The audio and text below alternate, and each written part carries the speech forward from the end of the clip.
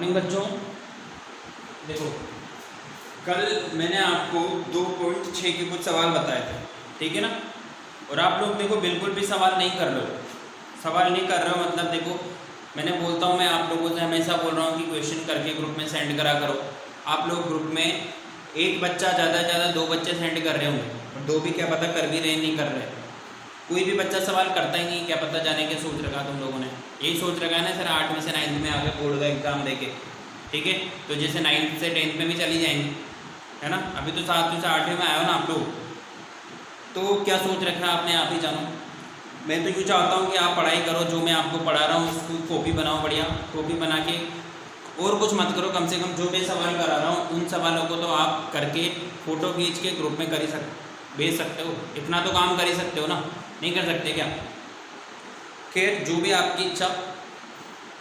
देखो question number 6 करेंगे यहाँ, प्रश्नावली नंबर 2.6 का, और इसमें लिखा हुआ है कि हरि और हेरी की वर्तमान आयु, 2 लड़के हैं, एक का नाम हरि है, दूसरे का नाम हेरी है, ठीक है। तो उनकी वर्तमान आयु का अनुपात बच्चों दे रखा है 5:7, ठीक है। तो अब से 4 वर्ष बाद उनकी आयु का अनुपात 3:4 हो जाएगा। तो वर्तमान आयु ज्ञात करनी है, ठीक है बच्चों। तो क्या करेंगे, सबसे पहले अपन मान लेंगे कि वर्तमान आयु जो है क्या है, कि ये देखो यहाँ पे लिख रखा है मैंने कि माना उम्र का उपनिष्ठ अनुपात 1 से, माना वर्तमान उम्र का, यहाँ पे ऐसे लिखेंगे माना वर्तमान उम्र का, वर्तमान उम्र का उपनिष्ठ अनुपात क्या हो गया 1 से। अब ये बोल रखा है कि तब हरि एवं हेरी की आयु, देखो क्वेश्चन में ऐसे बोल रखा है कि उनका अनुपात 5:7 है, ऐसे बोल रहा है। तो क्या करोगे आप, इसके साथ भी x को लिखोगे और इसके साथ भी क्या लिखोगे, x को लिखोगे, ठीक है। तो ये क्या हो गया 5:7 हो गया, ठीक है। अब आगे बोल रहा है कि 4 वर्ष बाद, 4 वर्ष बाद मतलब जैसे मान के चलो आज आप 10 साल के हो, तो 4 वर्ष बाद कितने साल के हो जाओगे, आज मतलब वर्तमान में आप 10 साल के हो, तो आज से 4 साल बाद कितने साल के हो जाओगे, 14 ईयर के हो जाओगे, होगे नहीं होगे। तो वर्तमान में कितना जोड़ेंगे अपन 4, तो ये से ये वर्तमान था, तो ये 4 वर्ष बाद, ठीक है। ये 4 वर्ष बाद इस 5x में क्या जोड़ोगे आप, 4 जोड़ोगे, और इसी तरीके से ये 7x में भी क्या जोड़ोगे, 4 जोड़ोगे, ठीक है। तो ये अनुपात जो है 4 वर्ष बाद कितना हो रहा है, 3:4 हो रहा है। ये प्रश्न में बोल रहा है कितना हो रहा है, 3:4। अब देखो जो अनुपात में होती है संख्या उसको आप क्या कर सकते हो, बटे में भी लिखते हो। जो अनुपात में होती है बच्चों उसको किस में लिखते हो, बटे में। तो यहाँ पे मैंने देखो ये चीज़ जो है यहाँ पे इसमें लिख रखा है, और इसी के हिसाब से अपन को क्वेश्चन को आगे बढ़ाना है, ठीक है। तो ये वापस समझा देते हो, माना वर्तमान उम्र का उपनिष्ठ अनुपात क्या लिया x, तब मेरी और हरि की आयु 5x और 7x हो जाएगी। उसके बाद 4 वर्ष बाद दोनों की उम्र देखो 5x में 4 जोड़ रखा है, वैसे इधर भी 7x में जो है कितना जोड़ रखा है, 4 जोड़ रखा है, ठीक है। तो प्रश्नानुसार 5x + 4 और 7x + 4 बराबर क्या हो गया, 3/4। अब यहाँ पे आप क्या करोगे, इसको आगे हल करोगे, इसको आगे हल करोगे तो कैसे करोगे, देखो यहाँ पे लिखो वज्र गुणा करने पर, नहीं ना चलता, यहाँ पे लिखोगे आप क्या, वज्र गुणन करने पर। देखो बच्चों ये वज्र गुणन क्या होता है, ये संख्या इससे गुणा हो जाएगी और ये संख्या इससे गुणा हो जाएगी, तो क्या होगा, देखो ये 4, ये तो हो गया 5x + 4 बराबर 3, और ये हो जाएगा 7x + 4, ठीक है। तो इस तरीके से ये हो गया। अब क्या करोगे आप, इसको इससे गुणा करोगे, 5 चौक 20x + 4 चौक 16 बराबर, ये इससे जाएगा तो 21x + 4 दिया 12, ये हो गया। आ रही लाइन समझ में। उसके बाद इसको इधर भेजो, इसको इधर भेजो, तो ये 21 तो ऐसे कैसे ही है, इस 20 को इधर भेजोगे तो 20x होगा, ये 16 ऐसे कैसे ही है, 12 इधर आएगा तो -12 होगा। अब 21 में से 20 जाएंगे कितना बचेगा, x बचेगा, 16 में से 12 गए कितना बचेगा, 4। मतलब उनकी वर्तमान आयु कितनी आ गई, एक्स उभयनिष्ठ आई है, ठीक है। अब यहाँ पे आ जाओ, अतः ये हरि की आयु, हरि की आयु कितनी थी बताओ, 5x थी। तो ये 5 को गुना करोगे आप किससे, 4 से, कितना आ जाएगा 20। और हेरी की आयु क्या होगी, हेरी, ये हेरी की आयु कितनी थी 7x। तो ये 7 को गुणा करोगे 4 से, 7 चौक कितना हो जाएगा 28। तो एक की उम्र तो आ रही है बच्चों 20 और एक की आ रही है 28। तो इस तरीके से आपको क्वेश्चन नंबर 6 करना है। बताओ कुछ समझ में आया या नहीं आया? नहीं आया? ऐसे तो होता ही नहीं कि क्वेश्चन समझ में नहीं आया, इतना बढ़िया समझा रहा हूँ मैं आपको, देखिए ना। तो आ गया होगा आपको समझ में, नहीं आया हो तो बता देना, ऐसे तो कैसे बताओगे। अब आज करो अगला क्वेश्चन, क्वेश्चन नंबर 7। इस क्वेश्चन नंबर 7 में भी देखो क्या दे रखा है, अभी समझाता हूँ मैं आपको। जैसे कि मैं कह रहा हूँ आपसे कि आज प्रश्नावली पूरी हो जाएगी, इसके बाद अपन जो है अगली प्रश्नावली पढ़ेंगे। और आप लोग सवाल करते नहीं रहोगे तो देखो पीछे रह जाओगे, कि जब स्कूल खुलेंगे ना तो डायरेक्ट में पढ़ाऊँगा, पता है कौन सी प्रश्नावली जो भी अभी चल रही है।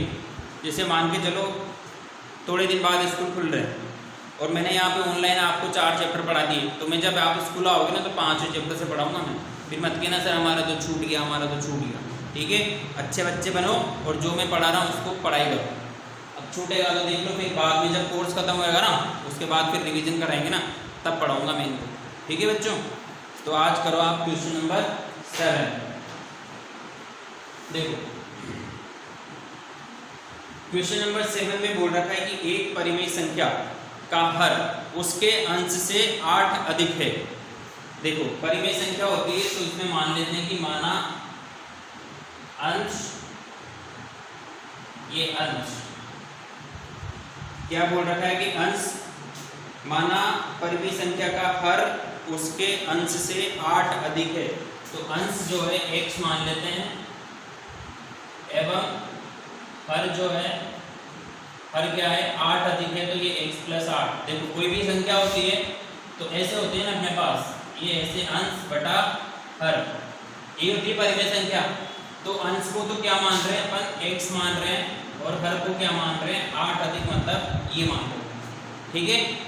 अब आगे बोल रखा है कि यदि अंश में 17 जोड़ दिया जाए तो ये अंश में 17 जोड़ने पर, ठीक है, ये अंश में 17 जोड़ने पर, तो अंश को क्या माना था आपने x, और इसमें 17 जोड़ो, ये 17 जोड़ दिया तो x प्लस कितना हो गया 17।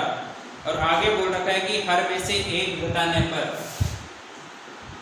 लो हर में से 1 घटाने पर, 1 घटाने पर, तो आपका हर क्या था, देखो ये था x + 8 था, ठीक है, इसमें से 1 घटाओ, ठीक है। 1 घटाने के बाद क्या आ जाएगा, देखो 8 सॉरी x + 8 में से 1 जाएगा, 7 बचेगा।